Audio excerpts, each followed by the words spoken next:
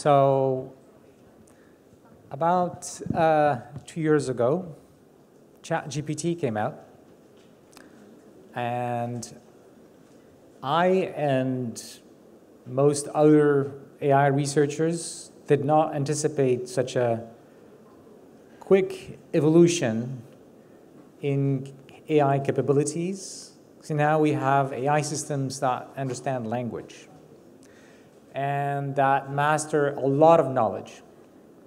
They still are weak on reasoning and planning and autonomy, but it's been such an impressive milestone that a lot of people like myself, and for example, Jeff Hinton, who got the Turing Award with myself and Yann Lecain, we started, asking the question, what if we succeed? What if we build computers that are smart as humans or smarter than humans? What are the consequences? What are the benefits? What are the risks? And a couple of months after ChatGPT came out, I decided that we were on a dangerous path because we don't understand all these scenarios, and some of these scenarios could be catastrophic. Some of these scenarios could be beautiful, but we need to know where we're going. Today I'm going to tell you some little bits of my journey, and most recently my thinking about the notion of agency or autonomy, which has to do with the ability to decide for yourself what you're going to be doing, plan over a long time in order to achieve goals. And we humans are very good at that. Every living thing is pretty good at that. But it's not clear whether we want to build machines that are autonomous and are like their own entity, maybe like a new species, or maybe we should be prudent and build machines that are more like tools that can help us do things, understand things in the world, build new technology. These are different goals and different risk to benefit profiles. So that's the summary of my talk. There is a concept in science called the precautionary principle. In Wikipedia, it defines it as the approach to innovations with potential for causing harm when extensive scientific knowledge on the matter is lacking. So that's the problem we have with AI. If we build machines that are smarter than us, they could do great beneficial things, or they could create a lot of harm, and I will give you some examples. The problem is we don't know enough, so we don't have enough ability to predict what will happen. So that's the scientific knowledge on the matter is lacking. And in that case, this principle of precaution emphasizes caution, pausing and review before leaping into new innovations that may prove disastrous. Okay. So to put things in perspective, you have to understand not AI as it is now, but you have to think of the trajectory so we can imagine the future. So here's some numbers. Between 2018 and today, on average per year, the amount of training compute used to train the largest models, the frontier models, multiplied by 4 every year in average. Do you know some things that get multiplied by 4 every year? Not so many things, right? That's a very fast exponential. The efficiency of exploiting data, how much data you need to achieve a particular level of performance, improved by about 30% every year. That's actually a lot. And that's just improvements in the algorithms, right? It's not the compute, it's the algorithms. The efficiency, the computational efficiency, so how much flops do you need to achieve the same result? Tripled. So 3 times more efficient every year.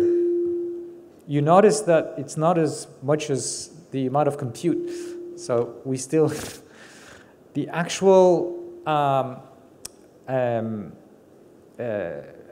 like compute efficient, effective compute is 3 times 4. That's 12, right? Because our software gets better and we get more hardware.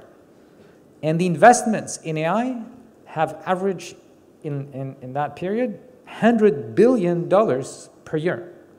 And it's rising by 30% per year. Okay, so that's sounds like a lot. And the capabilities of AI systems have been also improving year to year. You can see different benchmarks used in machine learning. And the black line is human level performance. So the old benchmarks already are useless because the computers are better than humans on these old benchmarks. On the new benchmarks, not yet, but you can see the trend. Right? I got this award called the Turing Award, which is considered the biggest prize in computing.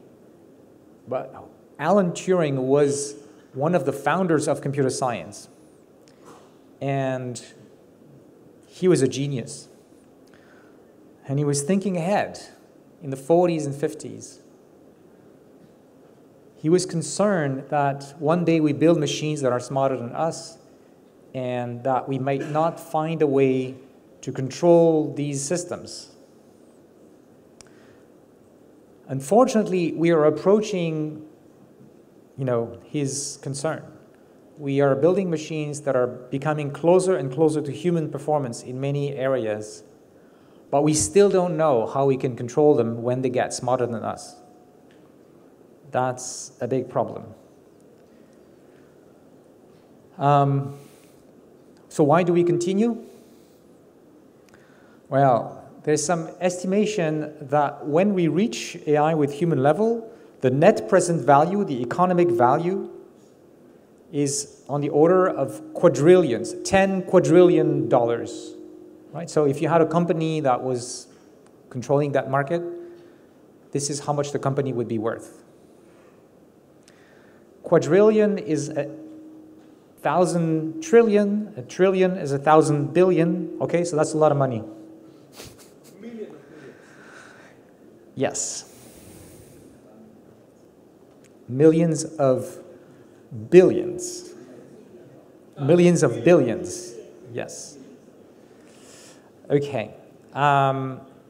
So right now there are people who are saying maybe this improvements in capability due to bigger and bigger systems, so-called scaling, is close to the end. Actually, we don't know. But also what is happening is other forms of scaling are happening. So what's called inference scaling. So it's not just the compute to train the system, but at runtime, you can allow the system to think more. So that's system 2 kind of approach. Finally, the companies understand that we need to have AI that thinks. And that's what you find in OpenAI's O1, but Anthropic has their own version. I assume also Google, but we know less about that. And just in the last year, for example, Anthropic's AI system is probably the best currently for software engineering, programming. And it went from 3% quantile compared to human programmers to 49% in less than a year. So I think it continues, getting smarter.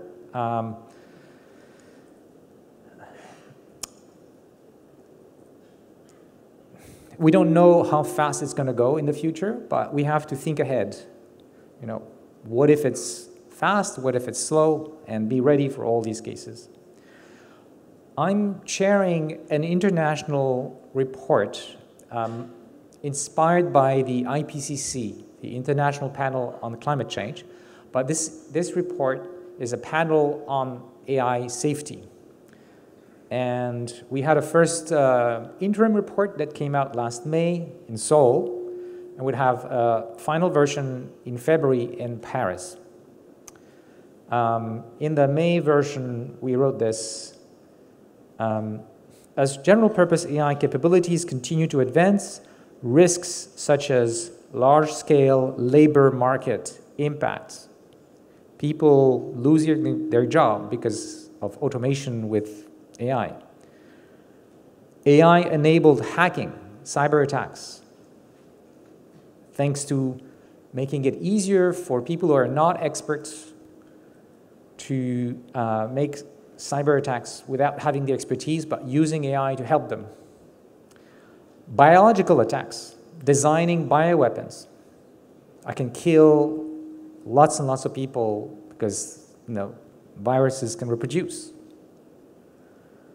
Or even worse, which is society losing control over general-purpose AI. All of these things could emerge. They haven't happened. I mean, we're seeing more and more cyber attacks already, but not to the point where it's kind of disrupting society completely. But we see these dangers emerging. For now, mostly on the small scale. But what is it going to be in 2 years, 5 years, 10 years?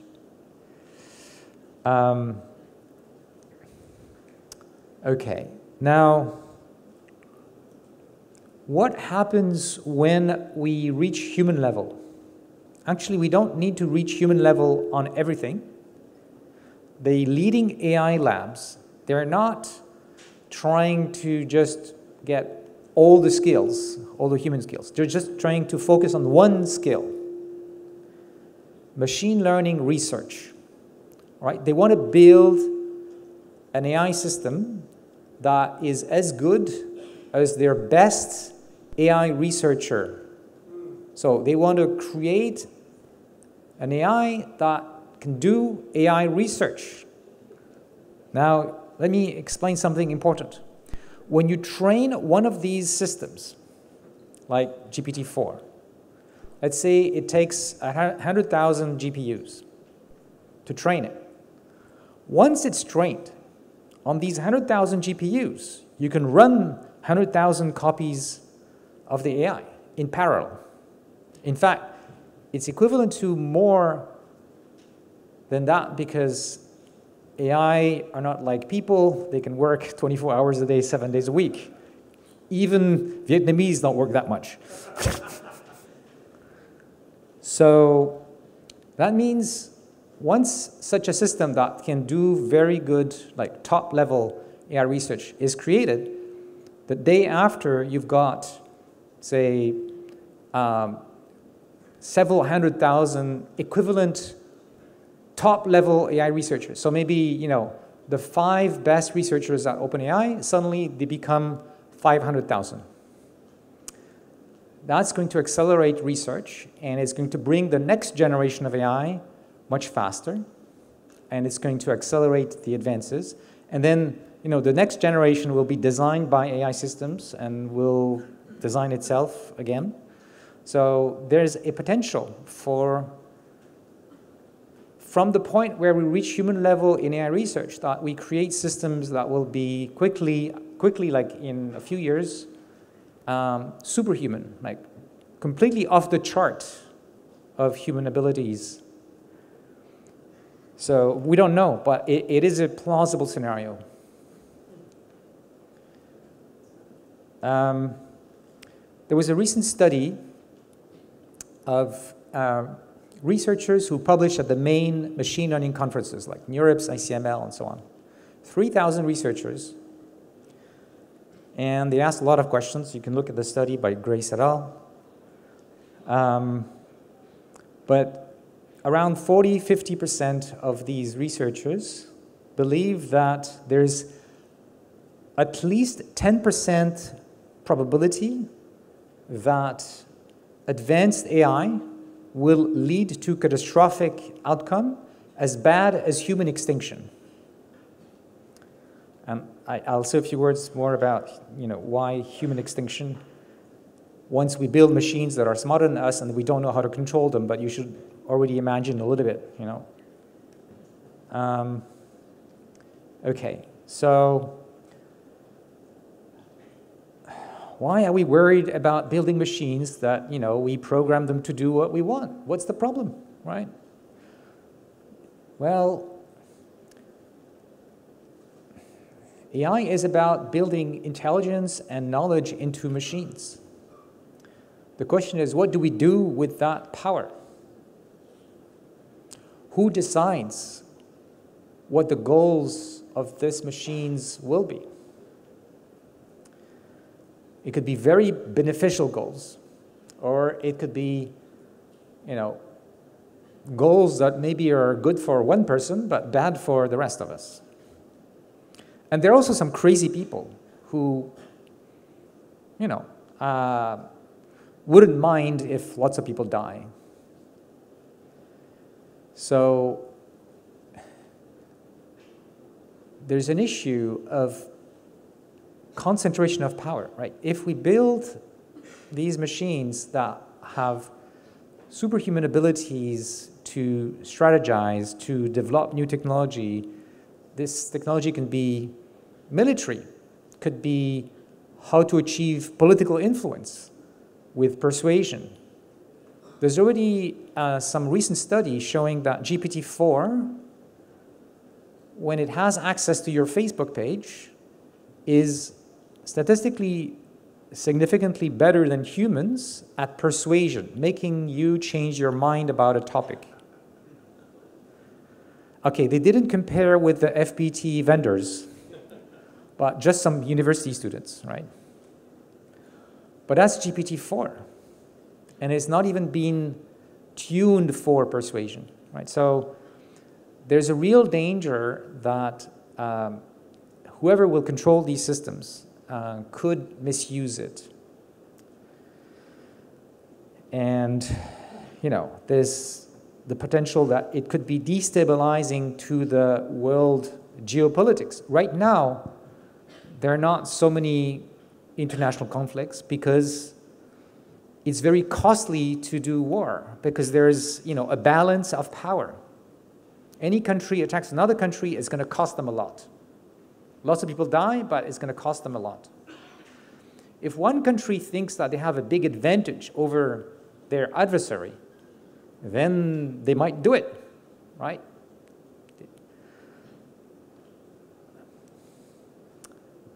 Let me go and explain quickly about,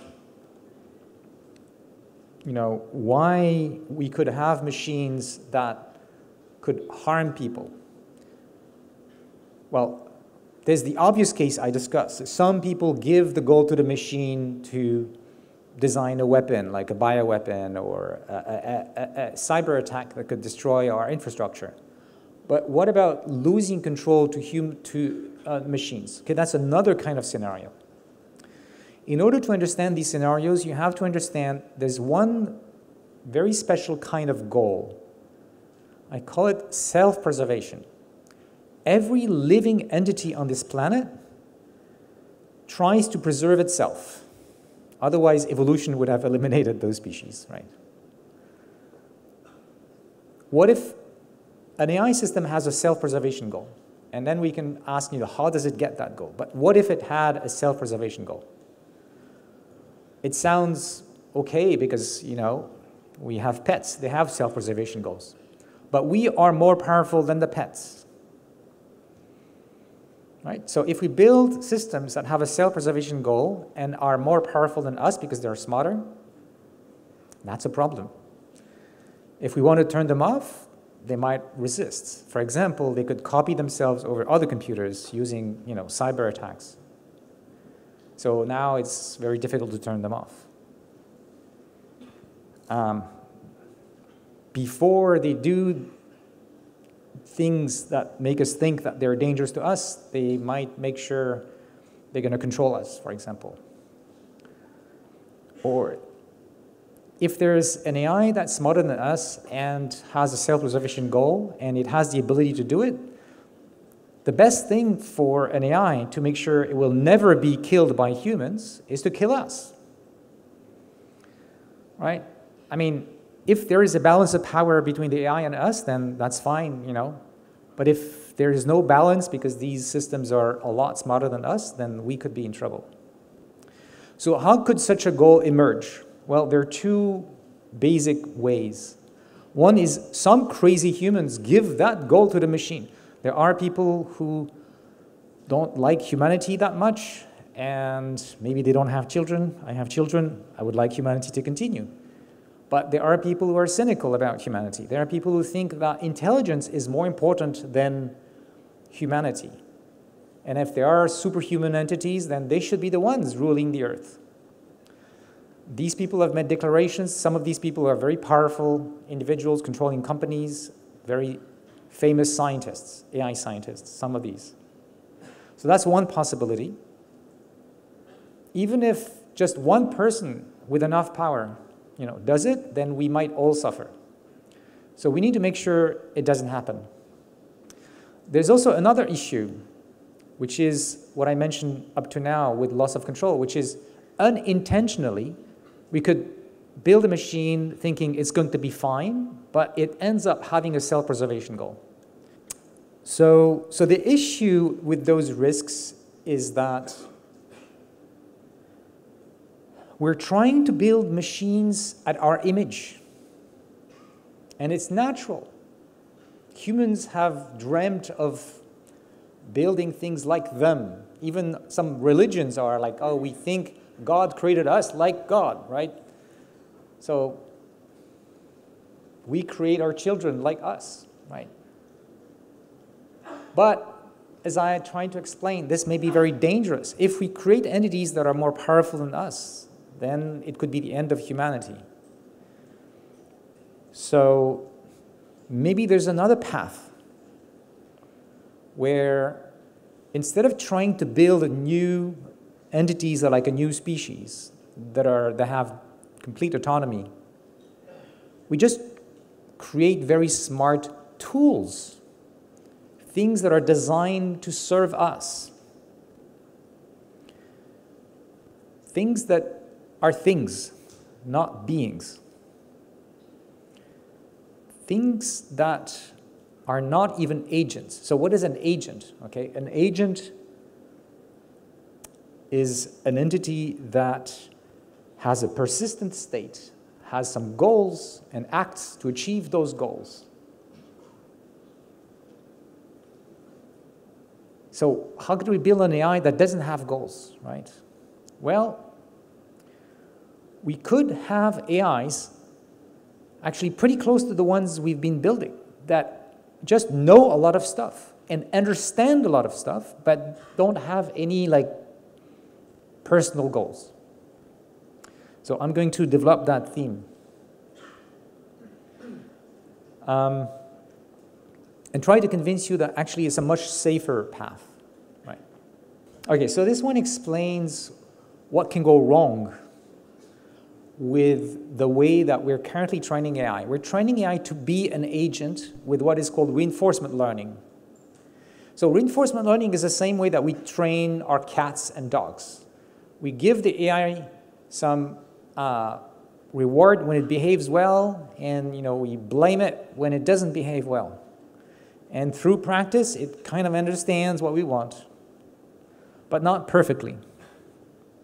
Like, if you have a cat, and each time it's jumping on the kitchen table, you shout at it, eventually it learns to not go on the kitchen table, if you are in the kitchen. If you're not in the kitchen, it goes on the kitchen table. What I'm trying to say is, there's a mismatch between what we actually want the machine to do, or want the cat to do, our intention, and what the AI or what the cat is learning.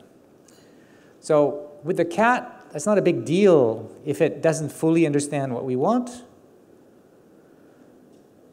because we are more powerful than the cat. If instead of a cat, it was a grizzly bear, okay, so we reward the grizzly bear with fish. Well, if it's a baby grizzly bear, maybe we can manage. But if it's an adult grizzly bear, more powerful than us, it doesn't care what we want. It's going to just take the fish from our hands. In the case of a computer, it's going to escape the computer on which it is running. It's going to take control of the computer on which it is running and give itself rewards. So you have to understand the rewards are the result of some computation, a piece of program in a computer. Some memory cells contain the reward. If the AI is programmed to maximize the reward that it gets, the best thing it can do is actually to take control of the computer on which it is running and write in the memory cell +1, +1, +1, +1, +1, +1, +1, right? To get rewards forever. So the way we're currently training our AI has as a mathematical solution that the AI, if it had the intelligence and the ability to do it, would take control of the computer on which it is running so that it gets maximal reward forever. And then it needs to make sure we can't turn it off, because otherwise that would stop the rewards. So it would have to control us or get rid of us. So it's crazy, right? Like, we're building machines that mathematically, once they get smart enough, will automatically turn against us. How do we avoid this problem of reward maximization? So something that is milder than maximizing reward is imitation learning. Actually, that already is what we do in the pre-training phase of large language models.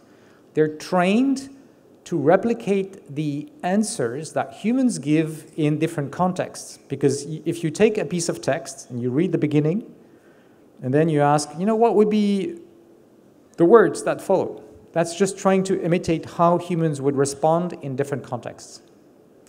And so if we don't do the reward maximization part, the reinforcement learning, what we get are systems that imitate humans. And unfortunately, there are still things that are a little bit, that have some agency, because humans are agents. So if the AI is trying to imitate humans, and in a particular setting, if I was the AI and I know that somebody wants to turn me off, I would try to resist. Right? But the AI is trained to do the same things as a human would do. So that's also dangerous. Not as much, because there is not this notion of taking control of the world, but it would still be dangerous. Next slide. Okay, so the other option that I'm trying to push forward in my research and trying to explain to the world, this maybe is a different path, is to build machines that are truly not agentic.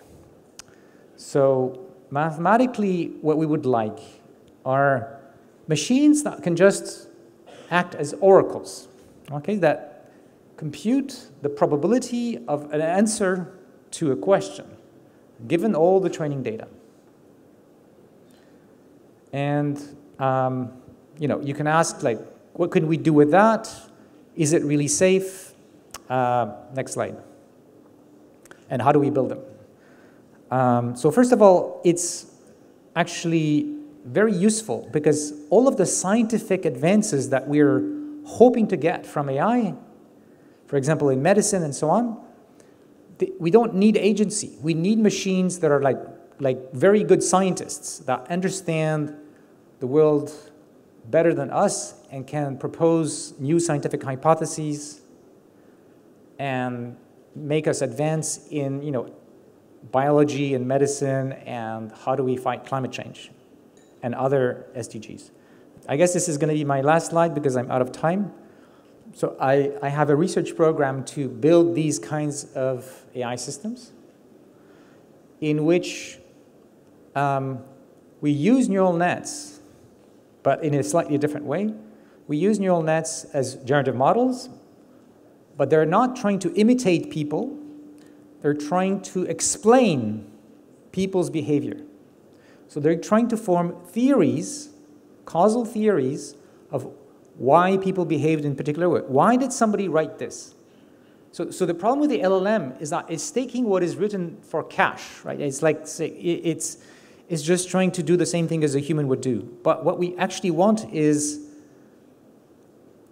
you know, why did this person write this? Maybe they were truthful. Maybe they had some hidden intentions.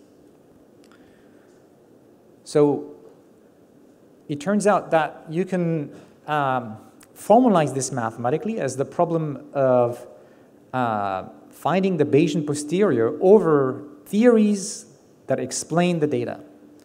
And you know, I won't have time now to go into those details, but I've started writing about these things, and you can go to my webpage, my blog, and some of the papers there to get a glimpse of that.